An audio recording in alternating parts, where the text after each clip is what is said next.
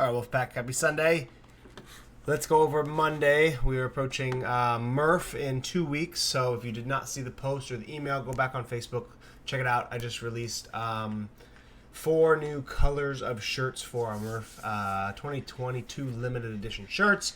The sale actually ends on Wednesday since we have to get the order in ASAP to get the shirts here before Murph. So if you'd like a shirt, check out the photo, comment on the Facebook page, or email me or text me and get you ordered up.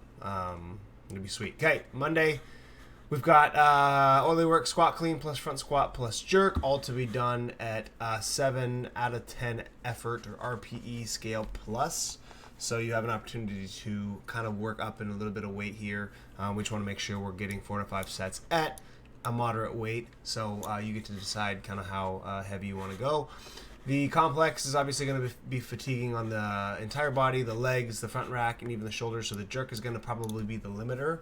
So just keep that in mind when you're choosing your weights. We don't want to choose a very challenging weight for the squat clean and front squat, but then not be able to complete the jerk and miss the complex. So just choose an appropriate weight for the jerk, and everything else should be okay. But remember, anytime we do these complexes where we're doing more than one rep, right, this additional front squat is going to add a ton of fatigue before you go into the jerk. So you really have to remember, I think it's been a while since we've done jerks, you have to remember the basics. You have to remember you have to overextend on the extension for the hips.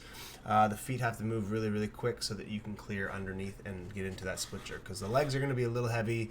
You're going to be a little sloggy after these 2 squats. So it is 2 squats. So do your squat clean, stand up, front squat, and then we go into our jerk. And I'll work on our split jerks here. So rest as long as you need in between. But again, remember, all 4 to 5 sets should be at a minimum of 7 out of 10 RPE. So we're getting some good moderate work in. And if you feel good, go ahead and add some weight each set and then get into some heavier weights for this, okay?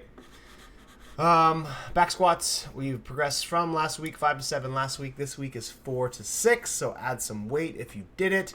Maintain the same tempo, nice and controlled down for 3 seconds. And then as soon as you hit the bottom, we're working on feeling the tension and exploding out of the bottom of the squat. So no pause in the bottom. And these really shouldn't be the most challenging squats until you hit the final 2 to 3 reps per set. So if you're going to do 6, we should be able to get through 3 to 4 pretty well, and the last couple being tough.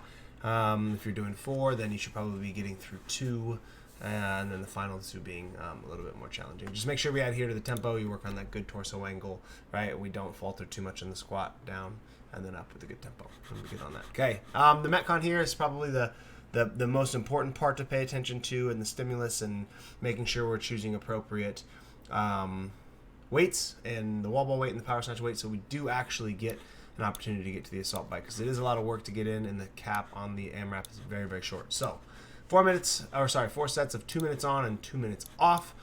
Matching the same work to rest ratio automatically tells you that this should be very, very intense, and we should be able to push the pace through the movements, through the assault bike, and then rest and recover and repeat. So yes, it is meant to be very, very crunched in, but it's also meant to be actually achievable. So make sure you absolutely choose a ball weight that you can do 15 unbroken, really giving minimal effort, honestly probably trying to squat faster than you normally would to get this done, because females can do the 15 wall balls in probably close to 25 seconds, maybe even quicker. Guys are going to be closer to 30 seconds. So that already eats into the AMRAP. And then the 12 power snatches 100% also should be 12 unbroken, or a very, very quick break halfway through 6 and 6 or 7 and 5.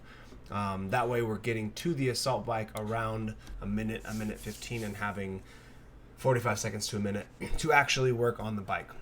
So keep that in mind while we are choosing our weights for tomorrow, and it should be very fast. Sprint, and then get to the assault bike, get as much work in as we can, and then it also needs to be replicatable for only getting 2 minutes rest. So have fun with this tomorrow. It should be very intense, but again, if we don't adhere to the stimulus, right, if we choose too heavy of a ball, too heavy of a snatch, we break this, we get to the assault bike with 7 seconds, we completely miss the entire intensity portion of this workout. So you should actually have a chance to get on the bike and get some work done. So keep that in mind tomorrow when we're going through this. Other than that, have fun with Monday.